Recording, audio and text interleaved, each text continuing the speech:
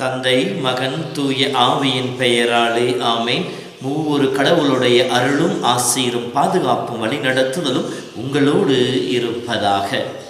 புதுக்காலம் 4வது வாரம் புதன்கிழமை. இயேசுவில் என் அன்பு சொந்தங்களே, இன்று பிப்ரவரி மாதம் 5ஆம் தேதி தாய் திருச்சபையானது புனித ஆகத்தா விழாவினை சிறப்பித்துக் கொண்டிருக்கின்றது. ஏறக்குறைய 3ஆம் நூற்றாண்டிலே தன்னை முழுவதுமாக ஆண்டவனுக்கு அர்ப்பணித்து தன் உடலையும் உள்ளத்தையும் ஆன்மாவையும் ஆண்டவருக்கு முழுமையாக எப்படி அர்ப்பணிக்க முடியும், கற்பை கடவுளுக்கு காணிக்கையாக ஒப்பு கொடுத்து எப்படி வாழ முடியும் என்பதை நமக்கு வாழ்ந்து காட்டியவர் தான் புனிதை. இந்த தூய்மையான வாழ்விற்காக வருகின்ற எல்லா துன்பங்களையும் ஏற்றுக்கொண்டவர், இறைவனுடைய அருட்கருத்தை தன் வாழ்விலே உணர்ந்தவர், புனிதர்கள் வழியாக அற்புதங்களை கண்டுகொண்டவர், தன் வாழ்வின் இறுதி மணித்துளி வரை ஆண்டவருக்கு மட்டுமே சொந்தமாக இருப்பேன் என்று சொல்லி வாழ்ந்து மடிந்தவர். இந்த புனிதருடைய விழாவை சிறப்பிக்கின்ற இந்த நாளிலே நாமும் நம்முடைய உடலையும் உள்ளத்தையும் தூய்மையாக வைத்துக்கொள்ள முயற்சிப்போம். முழுவதுமாக ஆண்டவருக்கு காணிக்கையாக ஒப்பு கொடுப்போம். நம்முடைய தூய்மைக்கு எதிராக வருகின்ற அனைத்தையும் வென்றெடுக்க தேவையான அருளையும் ஆசிரியரிடம் கேட்போம். ஏனெனில் இறை வார்த்தை சொல்லுகின்றது, தூய்மையினால் அன்றி எவருமே ஆண்டவரை அணுகி வர முடியாது என்று சொல்லி. ஆகவே தூய உள்ளத்தோடு ஆண்டவரை அணுகி வருவோம். இறை அருளுக்காக ஜெபிப்போம். இறைவன் புனித ஆகத்தா வழியாக நம் ஒவ்வொருவரையும் ஆசீர்வதிப்பாராக. அன்பு சொந்தங்களே, கண்டிப்பு. இந்த நாளிலே கண்டிக்க சமுதாயமும் பெறப்படுகின்றது. கண்டிப்பை இந்த இளைய சமுதாயம் ஏற்றுக்கொள்ள தயங்குகின்றது. இதை நாம் எல்லோரும் நல்லவர்களாக வாழ வேண்டும் என்று சொல்லி ஆசைப்படுகின்றோம். என் மகள் நல்லவளாக சீரிய பண்புள்ளவளாக வர வேண்டும் என்று சொல்லி ஆசைப்படுகின்றோம். ஆனால் அந்த அவர்களை சீரிய பண்பிலை வளர்ப்பதற்கு துணையாக இருக்கின்ற கண்டிப்பின் வழியாக வருகிற திருத்துதல், நெறிப்படுத்துதல், இவற்றையெல்லாம் மாணவர்களும் ஏற்றுக்கொள்வதில்லை. அவர்களை பயிற்றுவிக்க வேண்டும் என்று சொல்லி விரும்புகின்ற பெற்றோரும் ஏற்றுக்கொள்வதில்லை. ஒரு காலத்திலே மாணவர்களை, தன் குழந்தைகளை ஆசிரியர்கள் கண்டிக்கின்ற பொழுது அவர்கள் அதை உற்சாகப்படுத்தினார்கள். எப்படியாவது என் மகளை ஒரு நல்ல நேரியவர்களாக மாற்றிவிடுங்கள் என்று சொல்லி. ஆனால் இன்று தன்னுடைய குழந்தைகளையும் ஆசிரியர்களோ பெரியவர்களோ கண்டிக்கிற பொழுது என் மகனை கண்டிப்ப இவர்கள் யார் என்று சொல்லி அவர்கள் மீது வழக்கு தொடுப்பவர்களாக, அவர்களை நீதிமன்றத்திற்கு அழைத்து செல்பவர்களாக, காவல்துறையிலே அவர்கள் மீது வழக்கு பதிவு செய்பவர்களாகத்தான் இன்றைய பெற்றோர்கள் மாறிக்கொண்டு இருக்கின்றார்கள். இப்படியே போகின்ற பொழுது இந்த நாளைய சமூகம் எப்படிப்பட்டதாக இருக்கும்? ஒரு மிகப்பெரிய கேள்விக்குறி. முருங்கையை உடைத்து வளர்க்க வேண்டும், மாணவனை கண்டித்து திருத்த வேண்டும் என்று சொல்லுவார்கள். ஆம், இன்றைய கால சூழ்நிலையிலே பெற்றோர்களும் தன் குழந்தைகளை கண்டிக்க பயப்படுகின்றார்கள். அவர்கள் கண்டிப்பதற்கு தயாராக இல்லை. பிறர் கண்டிக்கின்ற பொழுதும் அதையும் ஏற்றுக்கொள்ளவும் இந்த சமுதாயம் தயாராக இல்லை. எனவேதான் இன்றைய சமுதாயத்துடைய நிலை நாளைய சமுதாயத்தின் சீரழிவிற்கு வழிகாட்டக்கூடியதாக அமைந்து கொண்டிருக்கின்றது. அன்பு சொந்தங்களே, கண்டிப்பு எதற்காக? திருத்தப்படுவதற்காக, நெறிப்படுத்தப்படுவதற்காக, நேர்மையாளர்களாக அவர்களை வாழ துணை புரிவதற்காக. எந்த கண்டிப்பும் தன்னை சார்ந்திருக்கின்ற பிள்ளையோ குழந்தையோ மாணவர்களோ கெட்டுப்போக வேண்டும், அழிந்து போக வேண்டும் என்பதற்காக இருக்காது. அவர்களை நல்வழிப்படுத்த வேண்டும் என்பதற்காக, தேவையற்ற குணங்களை அவரிடமிருந்து அகற்றிவிட வேண்டும் என்பதற்காக, அவர்கள் வாழ்விலை தரம் தெரியாமல் தடுமாறிக்கொண்டிருக்கின்ற சூழ்நிலை அவர்களுக்கு நல்வழி காட்டுவதற்காக. அவர்கள் சென்று கொண்டிருக்கின்ற பாதை நேரியது அல்ல, அவர்கள் சென்று கொண்டிருக்கின்ற பாதை தவறானது. ஆகவே இதிலிருந்து திருந்தி நேரிய வழிக்கு வா என்பதற்காகத்தான். ஆனால் இன்றைய சமூகம் அதை ஏற்றுக்கொள்ள தயாராக இல்லை.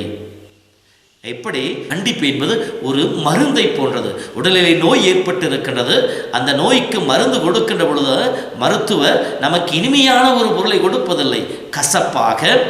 அந்த நேரத்திலே ஒரு சில நேரங்களிலே அதை எடுத்துக்கொள்வதற்கு கடினமாக இருக்கின்ற அந்த வகையிலே தான் அந்த மருந்துகள் இருக்கும். ஆனால் அதை ஏற்றுக்கொள்ளுகின்ற பொழுதுதான், அதை எடுத்துக்கொள்கின்ற பொழுதுதான் உடலில் இருக்கிற நோய்கள் எல்லாம் தீர ஆரம்பிக்கின்றது, உடல் சுகம் நமக்கு கிடைக்கின்றது. அதே போலதான் கண்டிப்பும்.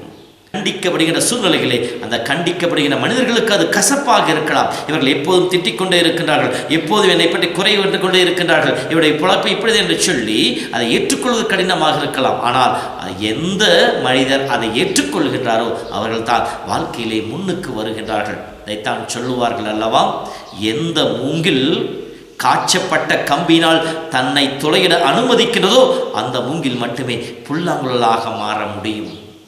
எந்த கல் தன் மீது உளிப்படுவதை ஏற்றுக்கொள்கின்றதோ, அதனால் வருகின்ற அந்த துன்பங்களை ஏற்றுக்கொள்கின்றதோ, செதில்கள் தன்னிடமிருந்து வெளியேறுவதற்கு அனுமதிக்கிறதோ அந்த கல் மட்டுமே சிலையாக மாறும் என்று சொல்லப்படுகின்றது. நம்முடைய வாழ்விலும் பிறர் நம்மை கண்டிக்கின்ற பொழுது, நம்மை திருத்துகின்ற பொழுது எப்போது நாம் ஏற்றுக்கொள்கின்றோமோ அப்போது மட்டுமே நாம் நல்லவர்களாக, நேரியவர்களாக, உயர்ந்தவர்களாக, மதிப்பு பெற்றவர்களாக வாழ முடியும். எந்த சமூகம் ஆசிரியர்களுடைய பேர்களுடைய கண்டிப்பை எதிர்க்கின்றதோ, உதாசீனப்படுத்துகின்றதோ, அவர்கள் வாழ்வும் அவருடைய இந்த சமூகமும் வளர்ச்சியை காணாது அழிவை நோக்கியே செல்லும். எவ்வாறு இந்த உலகத்திலே பிறனுடைய கண்டிப்பு நமக்கு தேவையோ அதே போலவே நம்முடைய ஆன்மீக வாழ்விலும் கடவுள் நம்மை கண்டிக்கின்றார். யார் அதிகமாக கண்டிப்பார்கள்? யார் அந்த மனிதர்கள் மீது அன்பு வைத்திருக்கின்றார்களோ, இவர்கள் நல்லவர்களாக வாழ வேண்டும் என்று சொல்லி ஆசைப்படுகிறார்களோ அவர்கள் தான் கண்டிப்பார்கள். அதே சமயத்திலே பிறர் மீது அக்கறை இல்லாதவர்கள், பிறர் நல்வாழ்வில் அக்கறைப்படாதவர்கள் அதை கண்டுகொள்ளவே மாட்டார்கள். ஆண்டவரும் நம் மீது அக்கறை கொண்டவராக இருக்கின்றார். நாம் நல்லவர்களாக வாழ வேண்டும் என்பதற்காக, நாம் நல்லவர்களாக வாழ்வதால் அவருக்கு எந்த மகிமையும் வந்துவிடப் போவதில்லை. மாறாக நாம் ஆன்மாவை இழந்து விடாமல் நாம் நிலை வாழ்வை பெற்றுக்கொள்ள வேண்டும் என்பதற்காக, நாம் தூயவர்களாக வாழ வேண்டும் என்பதற்காக, நாம் நல்லவர்களாக நம் நலனுக்காக கடவுள் நம்மை தண்டிக்கின்றார். சிறு சிறு எச்சரிக்கைகளை கொடுக்கின்றார். சாலமோன் ஞானம் 12:14 சொல்லப்பட்டிருப்பதை போல கடவுள் கொடுக்கின்ற எச்சரிக்கைகளையும் சிறு சிறு கண்டிப்புகளையும் ஏற்றுக்கொள்ள மறுக்கின்றவர், அதை உதாசீனப்படுத்துகின்றவர் கடவுளுடைய தண்டனைக்கு ஆளாவார் என்று சொல்லப்படுகின்றது.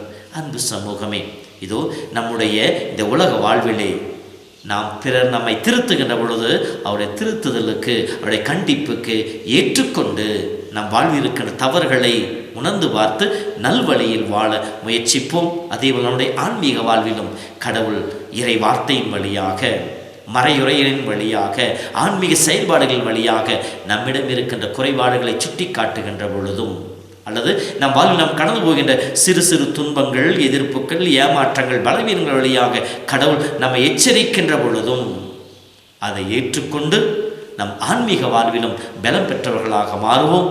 அதன் வழியாக கடவுளுடைய அன்பிலே, கடவுளுடைய தூய்மையிலே, பரிசுத்தத்திலே பங்கெடுத்து தூயவர்களாய் இறை புகழ் பாடுவோம். கடவுள் நம் ஒவ்வொருவரையும் ஆசீர்வதிப்பாராக. ஆண்டவர் உங்களோடு இருப்பாராக. எல்லாம் வல்ல இறைவன், தந்தை, மகன், தூய ஆவியின் பெயராலே ஆமேன். மாறாத நேசம் எனில் தந்த தேவா, மனதென்னும் கோவில் உனக்காக நேவா. மாறாத நேசம் எனில் தந்த தேவா, மனதென்னும் கோவில் உனக்காக தேவா. உளம் என்னும் வீணை கரம் தேடுதே, உறவே நீ என்னில் ஸ்வரம் மீட்டவா. மாறாத நேசம் எனில் தந்த தேவா, மனதென்னும் கோவில் உனக்காக நீவா.